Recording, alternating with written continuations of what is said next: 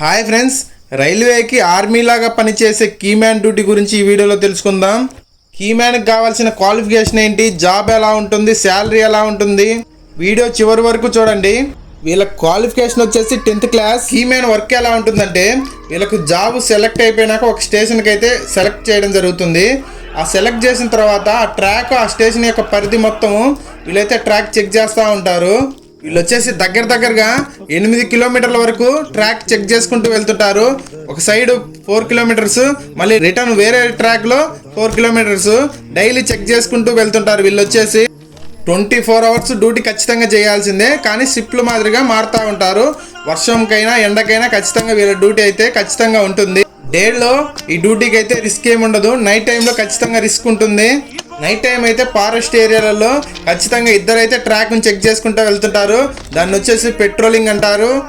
వీళ్ళు వచ్చేసి track rings check చేస్తుంటారు, అలాగే రైల్ జాయింట్లు చెక్ చేస్తూ ఉంటారు. వీళ్ళు వచ్చేసి అలాగే ఎస్ఈజీ చెక్ చేస్తుంటారు. రైల్వే ట్రాక్ పైన ఏవైనా అనుమానాస్పద వస్తువులు ఏమైనా కనిపించినట్లయితే ఇమీడియట్గా వీళ్ళైతే పై అధికారులకు ఇన్ఫార్మ్ చేస్తుంటారు. 10th+ ఐటీఐ ఉండి మీరు కనుక అప్రెంటిస్ చేసినట్లయితే ఇలాంటి జాబులకైతే సింపుల్గా అయితే మీరు రావచ్చు తక్కువ మార్కులతోటి. कीमैन ड्यूटी में क्या काम करता? हाँ,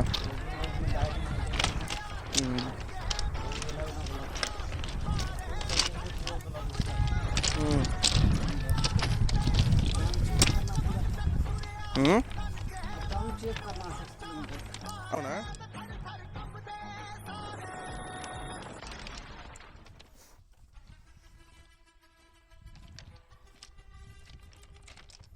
శాలరీ విషయానికి వచ్చేస్తే వీళ్ళకు బేసిక్ శాలరీ వచ్చేసి 80,000. అన్ని అలవెన్స్ కలుపుకొని 30-32 వస్తాయి. ఎక్స్పీరియన్స్ని బట్టి శాలరీ ఇంక్రీజ్ ఉంటుంది. వీళ్ళు వచ్చేసి నైట్ టైం చాలా జాగ్రత్తగా ఉండాలి. ఎందుకంటే అదే ట్రాక్లో నైట్ టైం పాములు కనిపిస్తుంటాయి, లేదా అదే ట్రాక్లలో ట్రైన్లు నడుస్తూ ఉంటాయి 130 స్పీడ్ తోటి, లేదా నైట్ టైం డెడ్ బాడీస్ ఎక్కువ కనిపిస్తుంటాయి. అది కూడా తట్టుకునే గుండె ధైర్యం ఉండాలి వీళ్ళకైతే. ఇన్ఫర్మేషన్ నచ్చినట్లయితే చిన్న లైక్ చేసి సబ్స్క్రైబ్ చేసుకోండి.